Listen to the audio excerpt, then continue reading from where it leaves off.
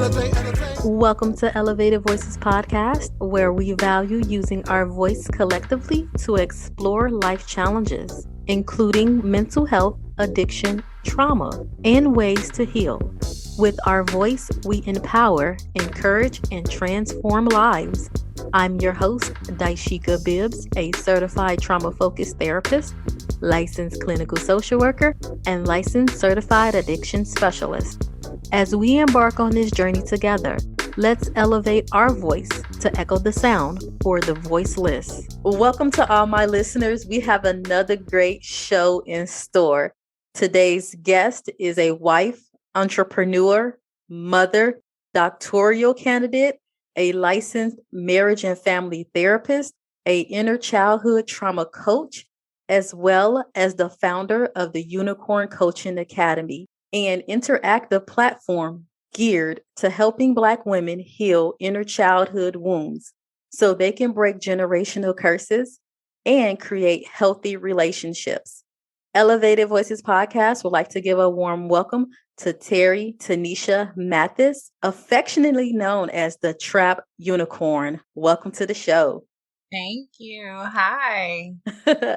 So I just want to say that you have done so many amazing things and you have various projects that you're doing, and we're going to get to some of those in the show. But I just want to thank you for all the work that you do with trauma. For me, that's one of my specialties. I absolutely love that field. Not everybody, everybody can't do that. So I just want to, thank you so much for the work that you do and everything that goes along with that. Thank you so much. I actually started doing trauma work as a response to my daughter passing in 2020. She had said she was 2 months old and she passed away.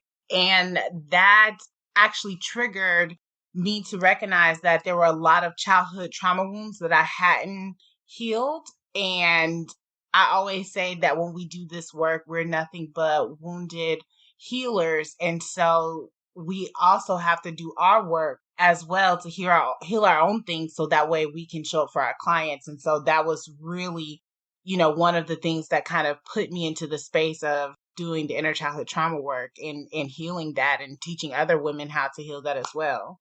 Yeah, definitely.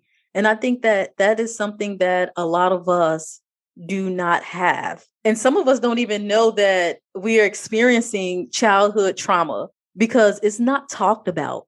And when you bring it up, the first thing that people may say is, I'm not a vet.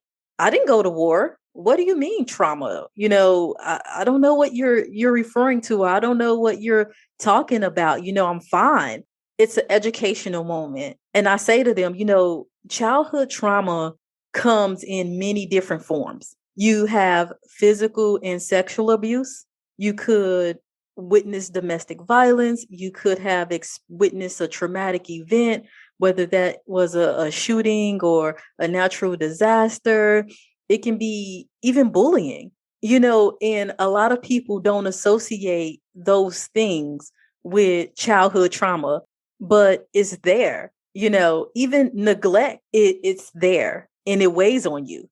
Absolutely. I kind of, define it like when I'm trying to teach other people, I kind of define it as you have big T and then you have little t. Big T are those isolated events of trauma, like what you said, the car accidents, the witnessing of murder, things like that. So those are like the isolated events that are big and very traumatic, which is why I categorize them as the big T. And then you have little t or little trauma, which is the things that we experience throughout childhood that are somewhat subtle, and we don't recognize that they're traumatic. So one example that I love to use is my mother was a yeller. She would yell about everything. That manifested into adulthood as me having generalized anxiety disorder.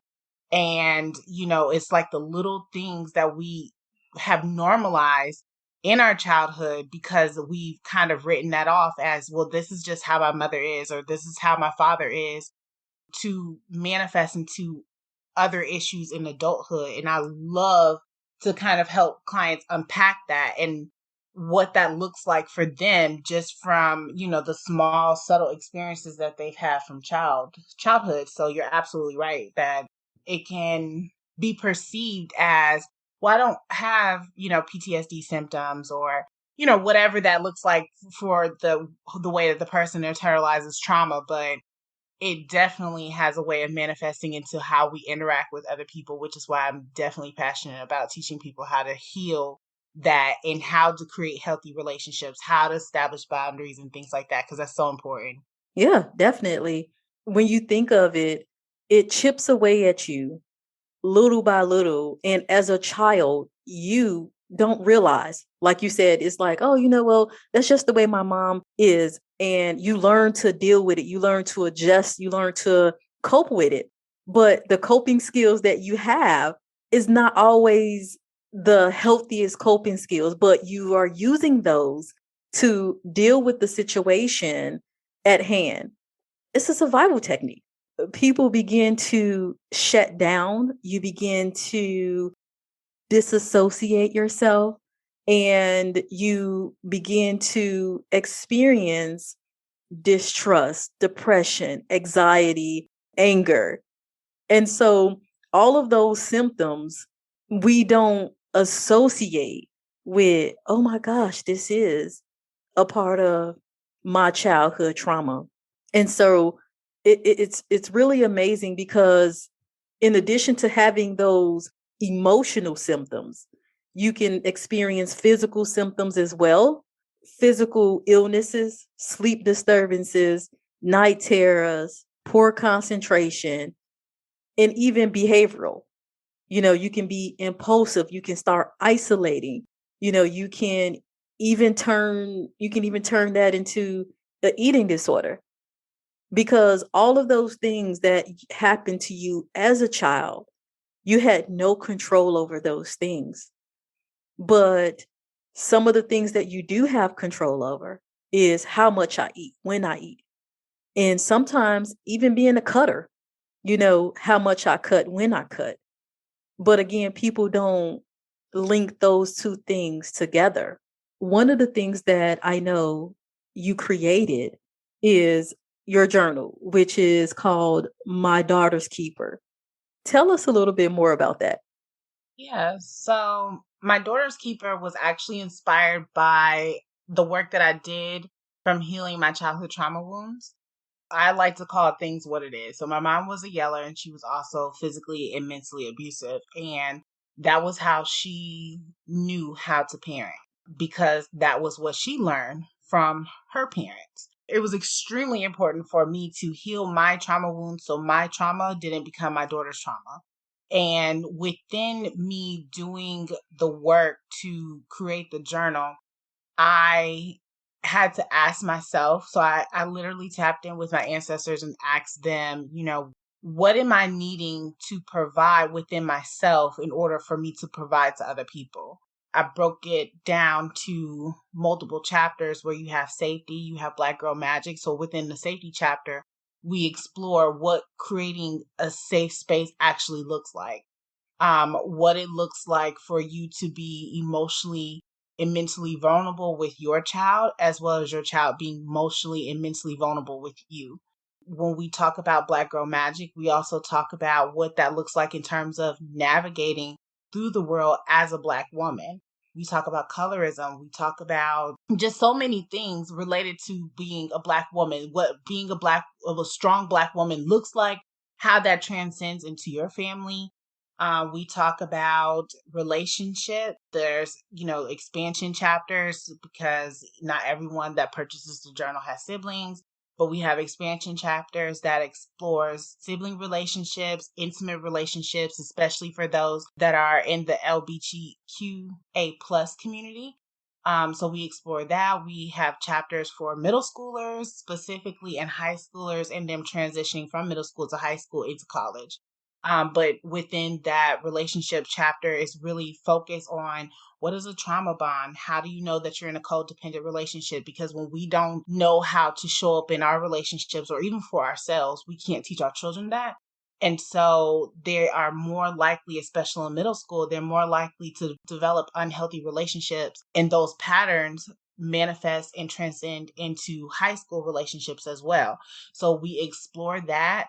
We also explore grief and loss, because let's keep it real, like the Black community doesn't talk about grief or loss. We don't talk about death. And so I ask the very, direct question of what happens to me when you pass away. And we explore what a loss is. It's always typically connected to death, but there's a loss of a relationship, a loss of a dream that we once had that we couldn't achieve. And these are really like a lot of the things that I wish that I would have had the opportunity to address with my mom.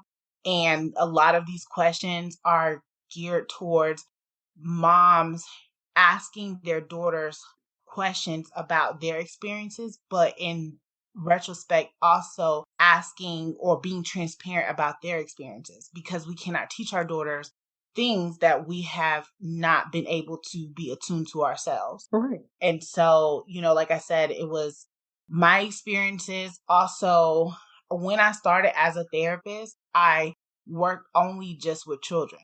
And so hearing a lot of the kids' experiences, or me asking those direct questions and them being transparent with me, but then not feeling safe enough to share that with their parent, that was like really important. So the journal is really structured for, and I know that some therapists may feel some kind of way about it, but it's really structured for you to not have to go to therapy if you cannot afford it. And it's even structured for therapists to integrate the work into their practice to help them help their clients go through the process of healing their inner child trauma wounds and navigating a healthy relationship with their daughters, or even having a healthy relationship with themselves. Like I always say that you can't have a healthy relationship with anybody until you have a healthy relationship with yourself. So the journal is literally outlined for you to take out all the guesswork on when, like when you tell someone, oh, you just have to do the work to heal. And you're like, well, where do I even start? I started everything for you. There's no guesswork. I literally tapped into my brain and outlined everything as if I was having a family therapy session. So that's the journal. And it's, like I said, it's interactive. You only need one journal. Moms and daughters are taught or, or shown how to navigate through it. And it's also a keepsake and a scrapbook and everything all into one. So it's pretty dope. I pat myself on the back for that one. That's amazing. That's actually beyond amazing, because there's nothing out there like that, especially having the child and the parent work together simultaneously. It takes your relationship to a whole new level. But not just that, it allows you, as the parent who have experienced trauma, to truly reflect in your life to say, what are those unhealthy patterns? Identifying those emotions, identifying those thoughts and those behaviors, and saying, you know what? I am consciously deciding to make changes in my life. Because if I didn't know that that was a trauma, I just thought it was normal. So it's normalized. Now that I'm a parent, I probably, more than likely, I done picked up all of those problematic behaviors from my childhood, especially if I didn't have any guidance to differentiate between what is healthy and what's not. We go through life in this, again, generational cycle of passing those traumas, pains, hurts down from one generation to the next. And for you to say, you know what, I'm not going to do this with my daughter. I'm not going to do this. So let me create something that is not only beneficial for me, but can be beneficial to millions and millions of people. Absolutely. I always say that a lot of people in this world are put here for purposes that are bigger than them. when I tell people that my daughter passed away, the first thing that they say is, "Oh, I'm so sorry," and they show this level of empathy or sympathy. I always say, no, it's okay, because it was for a reason. And as, off-putting as it might be for some people to hear, the reality is, had I not had that experience, let alone had that experience with her, because my relationship with my firstborn is different than, it was with my secondborn, because with my secondborn, when she was born, she looked like me and I didn't like her. So that was the difference. Whereas when I saw her, it was like, okay, you really have to dig deep and heal that, because that's not okay for you not to like your child because she looks like you. My oldest daughter, she looks just like her dad. And so it really forced me to do the work. And from that experience, although it was extremely heartbreaking, I was able to reframe the way that I looked at it and said that this was a purpose, and it was, my ancestors pushing me to step into my purpose and into my greatness. Because there's been times when I feel like, now that I'm more spiritually awoken, that they've pushed me into different avenues and I was resistant. And now it was kind of like, okay, so since you want to be resistant, I'm going to force you to have to do something different and show up differently for yourself. So that way you can show up differently for other people and you can help people heal in ways that they never knew that they needed. Right, right. What you just described is what many people go through, and they don't even know that they're going through it. And what it is an adult attachment disorder. So Yes. there are three adult attachment disorders, and people are like, wait, what? What is that? Adults can have issues with attachment? Yes, we can have issues with attachment, especially if it is tied into trauma. So the first one is the dismissive avoidant attachment. And that's basically literally what you just said, is when you yourself experience a trauma.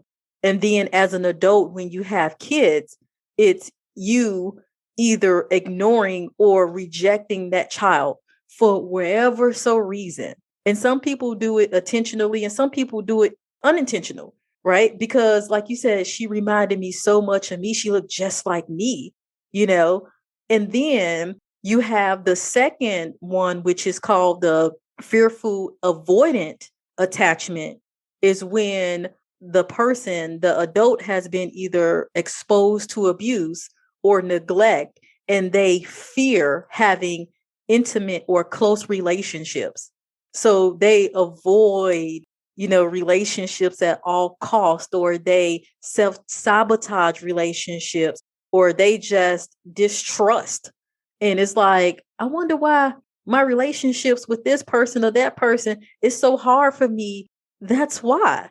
Right. And then the last one is the anxiety precaution attachment. And that's when you as an adult become so clingy or so needy, and you need constant validation within your relationship to feel secure, because you didn't get that as a child. With those three different attachment disorders, I can tell you, a lot of different people that fall into those categories, but they don't have a name to put to what it is that I'm going through. That's another reason why it is so critical that when we go through things in our lives, whether child, adolescent, or adult, that we seek help. And I understand it is stigma behind going to see a therapist. I get it. I don't want people to think that, quote, I'm crazy, unquote, because it's a lot of people who think that if I go to therapy, then that means that, I'm crazy. That means that they're going to put me on medication. And I don't want to be labeled as crazy, right? And so we use that term so loosely. But for me, I don't like using that term. And I tell people, just because you need a safe space to process, to debunk, to unwind, to filter out, that doesn't necessarily mean that there's something wrong with you. that means that, hey, you know what? Hey, you recognize that, I am struggling in this department. And you know what? Let me fine tune my skills. Let Right. me have a different perspective of what it is that I can do to improve me. I know one of the things that you also have done is you created the Dear Mommy project. Is that different from the journal that you created, or is that like a step above?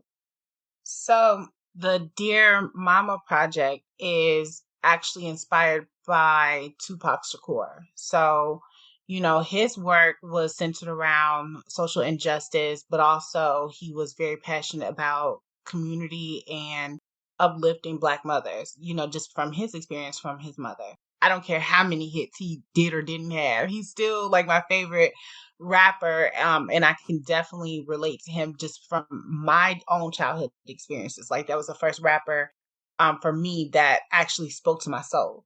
And so, it was important for me to integrate him into my doctoral program or my doctoral project. My school basically has a applied route, and then you have your dissertation where you do research. And for me, I felt like creating tools and resources was a lot more important than doing research and, getting it done and then never picking it back up again. And so the Dear Mama Project is an 8-week program that is very intense.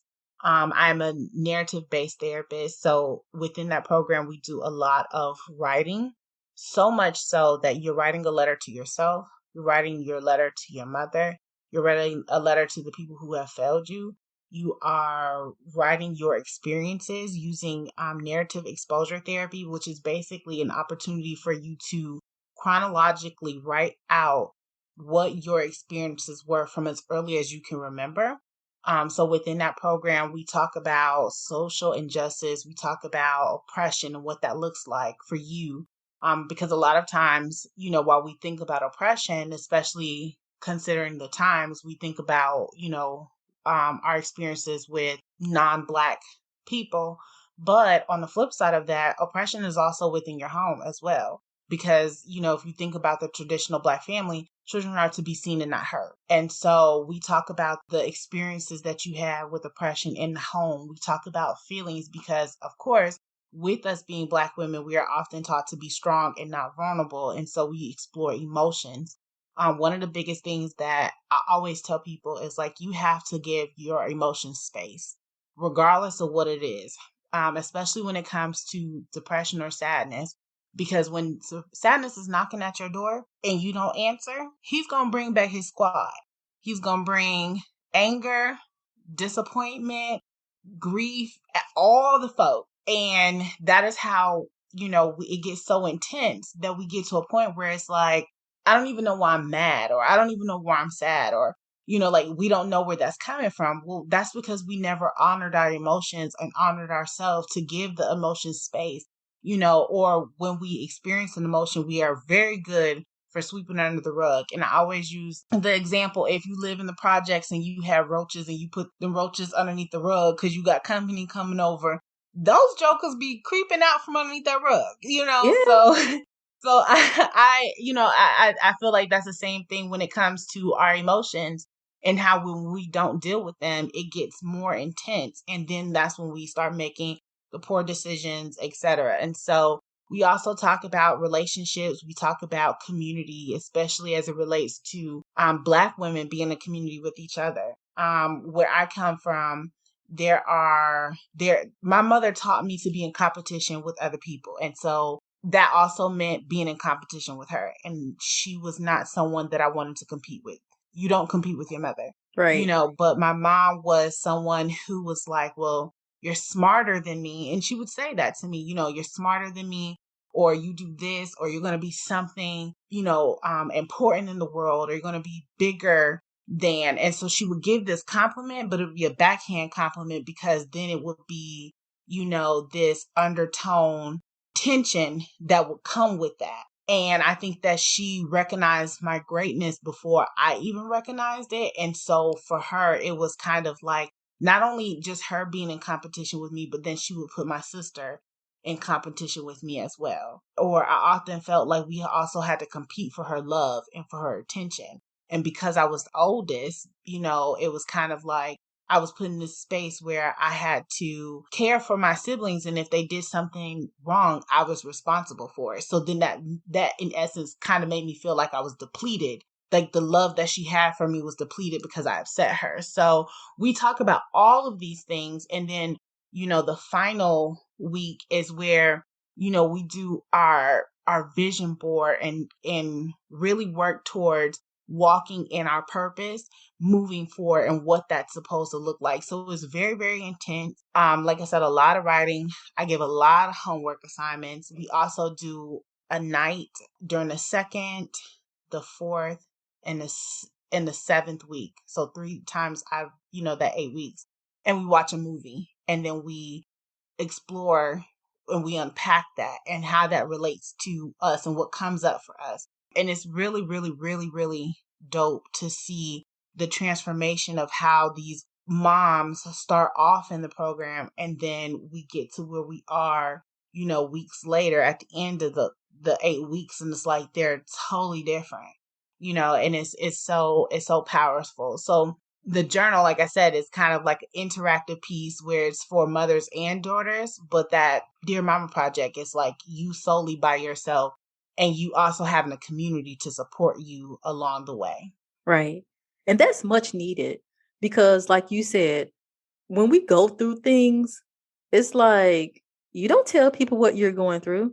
How dare you, air any laundry, anything. And it's like just to have another person say, I know what you are going through. Here are some ways that I have dealt with it. Or on the flip side of it, this is how I didn't deal with it. And here are, the consequences. And so having a project like that, man, I just want to say it's much needed. And I wish that you can literally bring and implement that project to all 50 states because it is needed. And not just in therapy, in the schools, in churches, like it's needed because our kids spend 90% of their time at school. Some of us spend the bulk of our time at church. And sometimes if we're working parents, we are spending the bulk of our time at work. So having something like that integrated, and it doesn't have to be on that magnitude because it's a lot that goes into it, but just a fraction of that can make or break a person, And I know that you talked a little bit about your approach and you use NET, which is the narrative exposure therapy.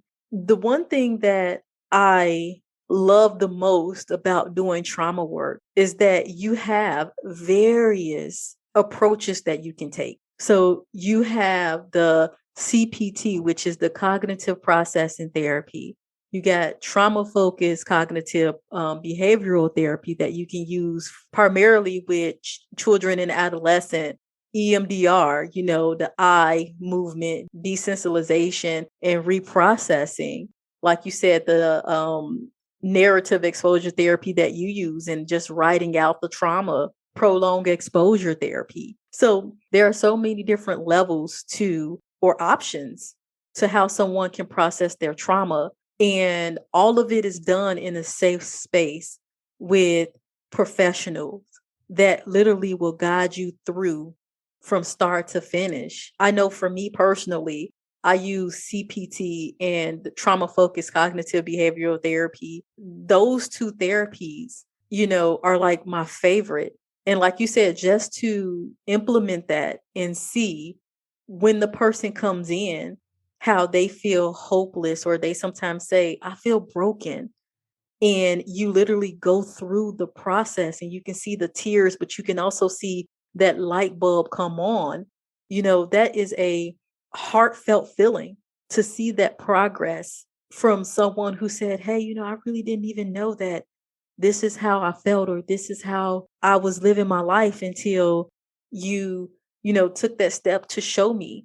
And I just, again, want to give you, kudos for that, because it's so many misconceptions and myths about trauma and what it looks like. If there is anyone that is listening to this podcast and they don't know if they are experiencing childhood trauma, what advice, what tips can you share with them?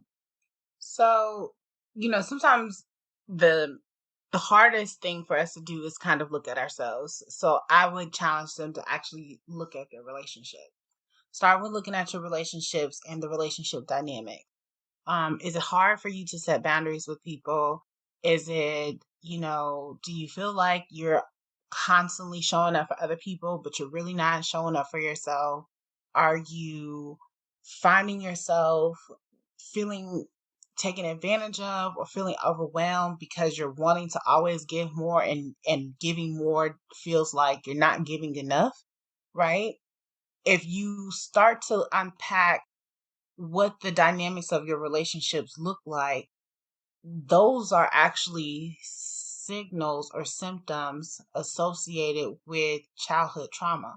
Because, like I mentioned before, that things manifest into adulthood and how we show up for ourselves and how we show up for other people. So, once you recognize, okay, so this is the common theme as it relates to my relationships, I can't, tell my child no, or, my mother is constantly wanting me to do something for her and I can't tell her no, whatever that looks like, once you recognize that this is a pattern for you, take a moment and think about what your childhood was like. A lot of the women that I've worked with, that I work with currently, one of the things, like when we're doing our consultation, is I'll ask them, well, tell me about your childhood. And they'll be like, oh, it was normal. And and once we start to unpack that, it is not normal. It's far from normal. We have mom that was, controlling. She was controlling because she was fearful that that you would come into your own, or she was fearful that you would get into a space where, you would start making poor choices, and she didn't even trust in her own parenting. So she started to control you. You have a dad that didn't show up for you, who said that he was coming, but he would never come. Like you start to unpack and unfold that. You start to realize that mom worked a lot, so you were in survival mode all the time, right? And so I want to teach something very quickly. So in you exploring what your relationships look like, and then you thinking about your childhood, I want you to then do this exercise. When you take your hand, I want you to take your hand and make a 5. Like put your 5 fingers up, and then you take your thumb and you bend it into your 4 fingers. And your nail bed represents the amygdala. That is a part of the brain that stores memory. And it is so, if you look at pictures, you take do a little Google search, and you look at a normal brain, and then you look at a brain that has experienced trauma. There's significant differences, but the trauma that is stored in that brain is all in the amygdala, and the amygdala is a very small piece of your brain, but it houses all the memories. So then you take your 4 fingers and you close it. So now you have a fist. The top of the brain, where your knuckles are, represents what we call the upstairs brain, and your wrist area represents the downstairs brain. When you're in the upstairs brain, you're very attuned to your emotions. You're able to respond and be conscious of, what you're saying and how you show up for yourself, how you show up for other people.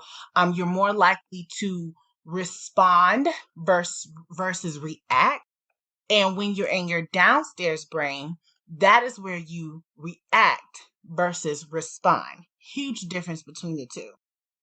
In your downstairs brain, that is where you're very defensive. So all the things that you mentioned earlier about, being defensive, having anxiety, saying you don't know, in your downstairs brain is where your primal instincts are stored. And so when you bringing it back to the amygdala, when you've experienced some type of traumatic event, right? So even just with my mom, and her yelling and that manifesting into anxiety into adulthood. When someone yells at me, someone calls me by my government name, when someone would send my supervisor would send an email and say, hey, I need you to come into the office, I instantly went into my downstairs brain and became triggered. I became anxious. I became defensive. And they could have just been telling me to come to the office to pick up my check. But I instantly went into the downstairs brain because of the memory of stored of me being yelled at or there being some sense of trouble whenever my mother would call me, Terry, Tanisha, Ashley, Shantae Smith, bring your A in here. Right. And I would get triggered, and so all of that is to say that as you listen to this, I want you to be honest with yourself and say, do I show up in my downstairs brain? Am I anxious sometimes? Do I get triggered easily? Do I shut down? Am I defensive? Am I ready to throw these hands and nuck if I buck? What is coming up for me? And if this is where I am, then maybe you need to talk to somebody. And it doesn't always have to be a therapist. There's coaches out here that maybe have programs, but I always push therapy, always, all the time, especially because I am a therapist. But because of that negative stigma, I say, well, maybe go to a coach. And then as you do work with a coach, it will open a Pandora's box where you know that you need something deeper. And then you start to go into that therapy route. So be honest with yourself, be true to yourself, because you being fake with yourself don't help nobody, and it definitely doesn't serve you to not be honest. So be real and figure out where you are. And then, if all else fails and you're ready to get help, but you don't know where to even start, there are resources, or heck, you can even follow me. I give tips all the time on how to find a therapist and what to look for, but you also have, Elevated Voices podcast that pretty sure drops all the tea all the time, so you got to start somewhere, because life is not about you being stagnant. Life is not about you being sad. Life is not about you doing the same thing day in, day out, and you not living in your purpose, and when you're ready to do something different and ready to show up for yourself, then definitely start with acknowledging it. And then the next step is reaching out for the help. Definitely. Guys, if you're listening to this, I want you to think about what you want your life to be, how your life is now, and some of the dreams, some of your aspirations, and really say to yourself, hey, am I living in my purpose? Am I truly where I want to be? And if that answer is no, if there's something that's holding you back, if you're just really unsure about, I do have this childhood trauma, you don't have to face this alone. You do not have to face this alone, guys. So, this is what I want you to do. I want you to reach out. So, Terry, tell the people, how can they find you? So you can definitely find me on Instagram. I am @trap unicorn MFT. That's Man Frank Tom MFT. You can also, shoot me an email. You can go to my website. It's www.terrytanisha DMFT. So Derek Manfred Tom.